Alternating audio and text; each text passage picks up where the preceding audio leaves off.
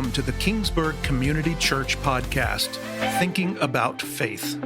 We pray that this podcast helps you deepen your faith in God and stir some inner thoughts about the Christian life. Hi, everyone. It's Pastor Ed, and welcome to the KCC podcast, Thinking About Faith. And this morning we are, in fact, going to be thinking pretty deeply.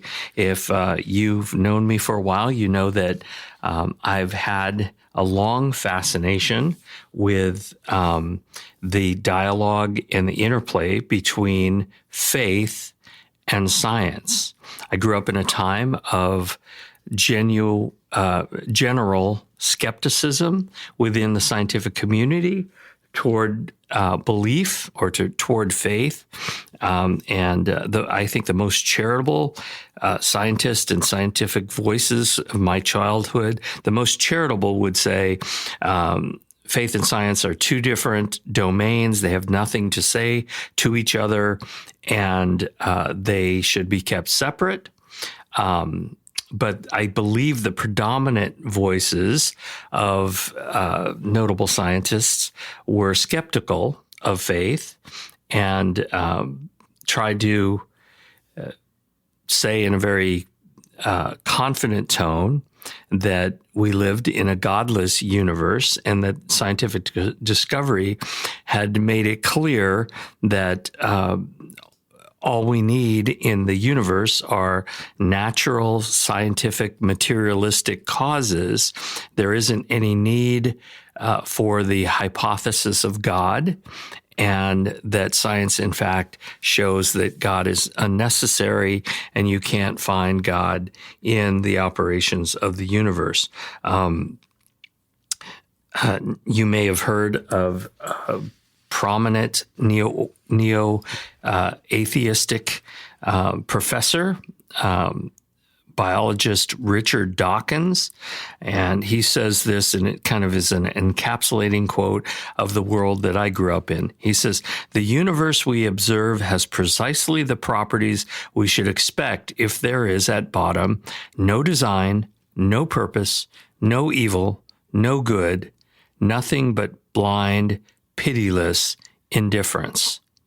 And that's probably the world that you may have inhabited as well, where your high school biology teacher basically said, look, all we need is Darwin. We don't need Genesis. And that Darwin has made it possible to have a science that's a closed system with no intervention by any sort of divine power or divine design. Everything just kind of happened. We live in a world, they said, of matter and energy, and that's all there is, matter and energy.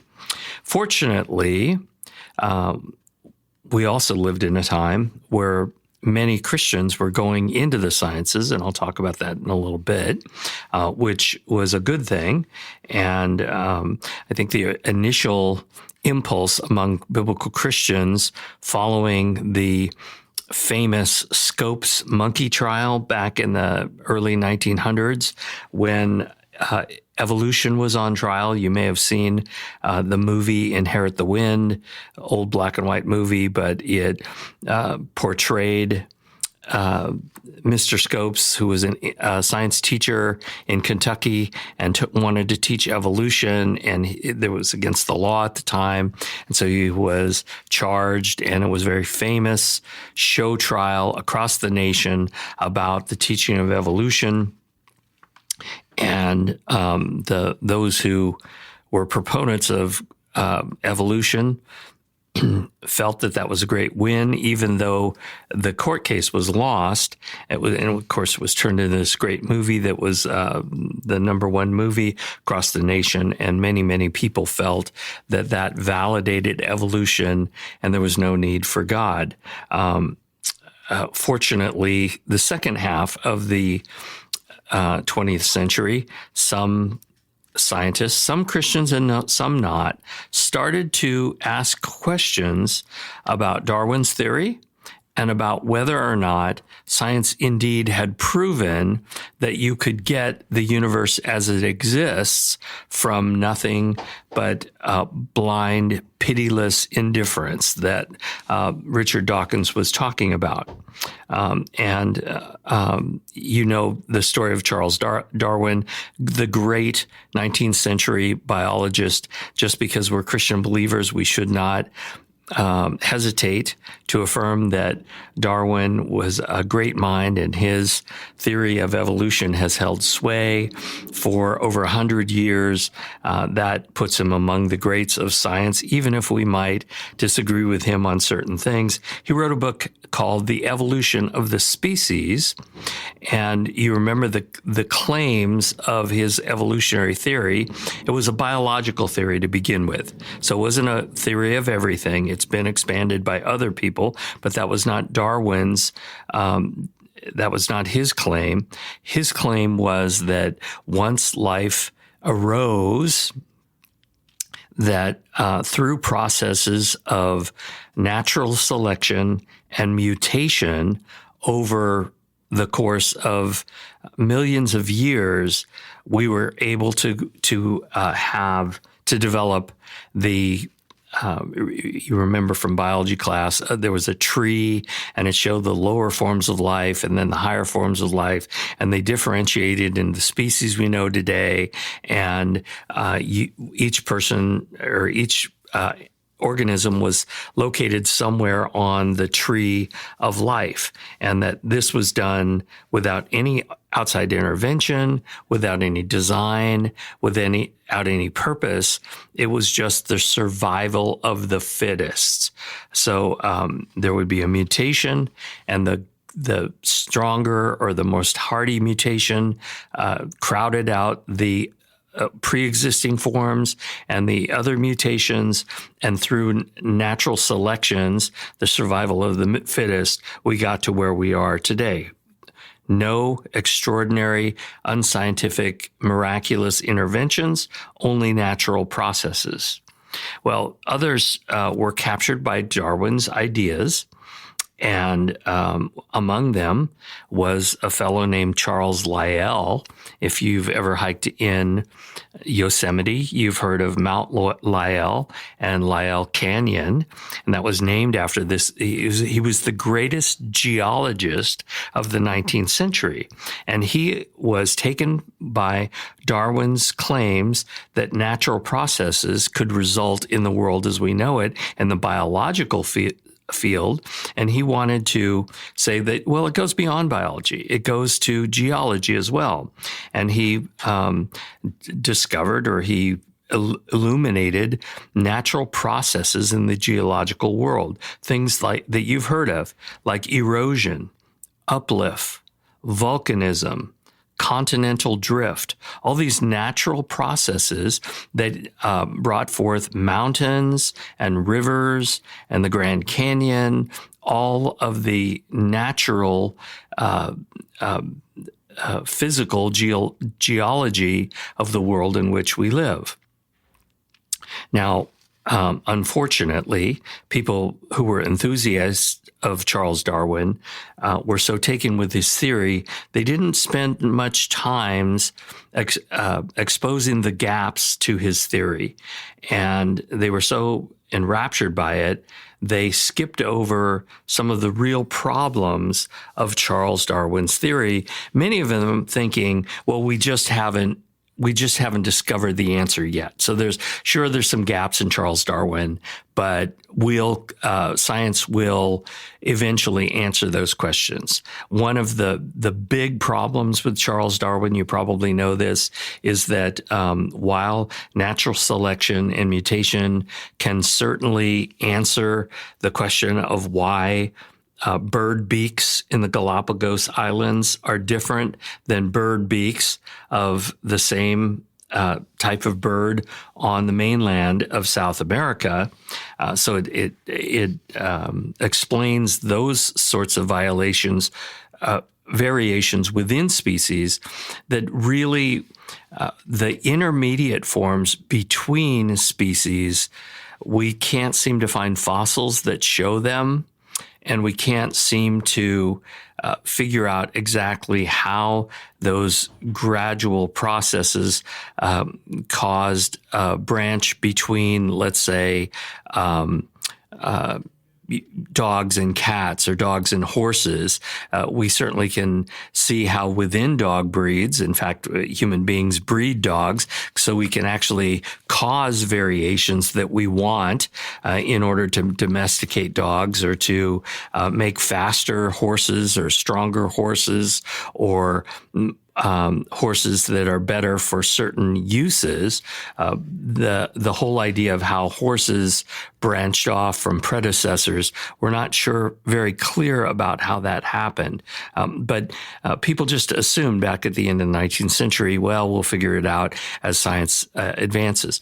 Probably the larger problem with Charles Darwin was, remember, I said that he believed that very simple, primitive forms of life in the primordial ooze, you've probably heard that phrase, the primordial ooze, it came about through natural processes. And they used to tell us there was the famous Miller-Urey experiments back in the 1940s and 50s, where they purported to have taken a bunch of chemicals that may have existed in a prebiotic, that is, before life emerged, Earth, and they passed electric current, simulating lightning through that, and over time they formed very simple amino acids, and amino acids are the building blocks of proteins. So they touted, I had to study this in my biology class, we've unlocked part of the keys to how living organisms came from non-living chemical constituents by combining in water and then having electric currents go through it. Well, unfortunately for the Miller-Urey experiments, those were close to 100 years ago now, and no one has gone any farther than what they were able to do in their lab. And then as scientists later looked at the results they got from their lab, it was immediately evident that they had concocted their chemical soup in a very non-random way in order to encourage the formation of these amino acids, because if you had other chemicals that would have been present in the sample, that would have precluded the formation of amino acids. So they kind of had their thumb on the scale. No one has ever figured out how you go from basic minerals and chemicals in water to anything living. And in fact, that transition has actually gotten harder to imagine over the last 100 years. And I'll be talking about that in a couple of weeks, why it's actually, it was easier to believe back in the 50s and the 60s that primordial life could come from non-organic material than it is now. It's actually gotten harder. Anyway, I want to talk about three great discoveries in the 20th century that actually are answers to these great discoveries and theories of the 19th century that seem to exclude the need for any sort of designing intelligence, for God, any sort of miraculous intervention in order to make the universe as we know it. That was the 19th century. And I was struck when I heard a Christian person who understands science. He has a PhD in science from Cambridge. And he was saying, over the last 100 years, the most important scientific discoveries have actually been positive toward the idea of a designing intelligence. So people who are thinking, well, science says there can't have been a designer, that can't have been a creator.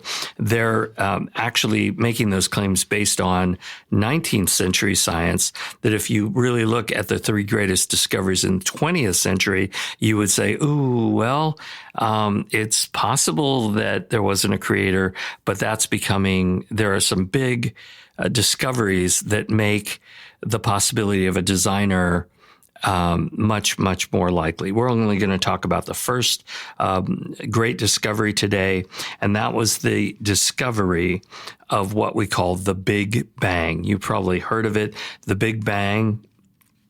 There was an astrophysicist and astronomer here in California. His name was Edwin Hubble, and Dr. Hubble. The Hubble telescope in space is named after him, and he was a genius, and his discovery really upset the apple cart of what physicists and astronomers had believed before. You see, before, because of things, people like Darwin and people like Lyell, everybody just assumed the universe has always been here. There's no need for a God. The universe is eternal, and the universe extends for eternity. The universe is what there is. All there is matter and energy, and there isn't anything else, and that life evolved only by material causes here on Earth. But the matter of origins, the origin of the universe, came into stark question in the 1920s when one astronomer was looking at a supernova in his telescope, and he examined that when you looked at the light from that supernova through a prism. Remember, we used to have the prisms, and it broke light into the different bands that you see in a rainbow, from violet down to red. And it's the same principle that happens when there's a rainbow. It breaks down into the constituent colors. Well, he noticed that something weird was going on with the light from this supernova, and that was, it wasn't a supernova, it was a nebula, that indicated, one, that it was outside of the Milky Way galaxy, which was kind of stunning. People didn't know that there was any planetary or star formation outside of our solar system. That's as far as we could see with the telescopes of the time. But also the band of the spectrum that was toward the red end of the spectrum, which is the lower wavelengths, that band was actually wider than it should have been. And that indicated that the nebula was actually moving away from us, because it has to do with something akin to the Doppler effect. Well, in 1929, Edwin Hubble was looking in his telescope. I believe it was a Palomar telescope down in Southern California. And he was able to notice that some of the little smudges in the telescope were actually other galaxies. So he was looking at galaxies outside of the Milky Way. So all of a sudden, the Milky Way wasn't the only thing out there. There were other galaxies as well. And he noticed that the red shift of that band, that spectrum band of the galaxies, were actually expanded beyond what had been seen before. And the implication of this is that the light from those galaxies had been stretched before getting to the eyepiece of his telescope. Now, we're all familiar, whether or not we're scientists or not, we're all familiar with the Doppler effect, what we call the Doppler effect, and that has to do with sound waves. You're familiar with the Doppler effect, even if you've never heard of it before. Whenever you're sitting stuck at a train in Kingsburg and they blow the horn, as the train is coming toward you and they're blowing the horn, it's incredibly obnoxious and loud, but the pitch of the train whistle is high. And then as the train passes you and goes away from you, the sound of that whistle goes down. So it's, everybody's used to that. Maybe you're a fan of NASCAR. If you've ever been to a NASCAR race, you know that as the cars approach you, the sound of their engine is high pitched, and then it passes you and it goes down. It drops in tone. And this is what's happening is as the train or the car is approaching you, the sound waves are actually squeezed because that which is creating the sound is getting closer to you. So it actually compresses the sound waves. And then when it passes you, it's going away from you, and that actually stretches the sound waves. And your ear is sensitive enough that it can actually detect the difference, whether it's moving away from you or moving toward you. And you can tell that the velocity of the train or the car, if you were able to measure how much the sound wave gets compressed or stretched. The same thing happens with light waves, and that's what Hubble was measuring. There's a compression by those things that are coming closer to us, and then there's a stretching or expansion, particularly among the lower energy light waves, which is the red part of the spectrum. They get stretched out, so the light is actually more red than something that's coming to us. And the distant galaxies that Hubble saw through his telescope was redder than it should have been. So he postulated, or he hypothesized, that the universe was actually expanding and all the galaxies were running away from each other at a pretty fast clip. Well, the problem with that is if the universe is expanding, that is, think of it like a balloon. You blow up a balloon, 2 points on the balloon move away from each other, not because they're moving, but because the balloon is expanding. That becomes a problem, because then the universe isn't at what we call a steady state. It's not eternal. It also is getting bigger. So it has a certain limit to its size. And the real problem is if you back extrapolate, so let's say it's getting bigger and bigger and bigger. Well, if you go back in time, so it gets smaller and smaller and smaller and smaller, you finally get to a limit where the universe, all of the matter, all of the energy in the universe is squeezed into a very, very small, compact size. Can you imagine, even if we took all of the matter in the earth and squeezed it down into the size of a golf ball, how intense the physics of that golf ball would be? In fact, it would probably turn into something like a star, because it would combust. The heat of the energy would probably cause it to become star-like. The problem with that science is that scientists like the idea of a steady state universe, and they didn't like the idea that if you back extrapolated to a point where the universe was almost impossibly small and everything was contained about it, you got to what is called a boundary condition. And that is when all matter and energy are in such a tight condition that gravity becomes infinite and physics doesn't work anymore. So this would be, you've heard of black holes that are so dense inside that not even light can escape.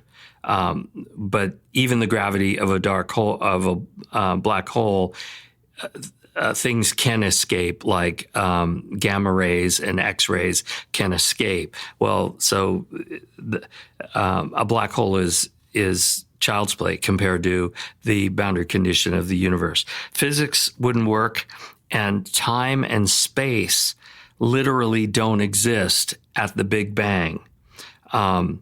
And the problem for science is you can't figure out what caused the Big Bang. So if there was this impossibly dense piece of, you can't even call it matter because matter didn't exist.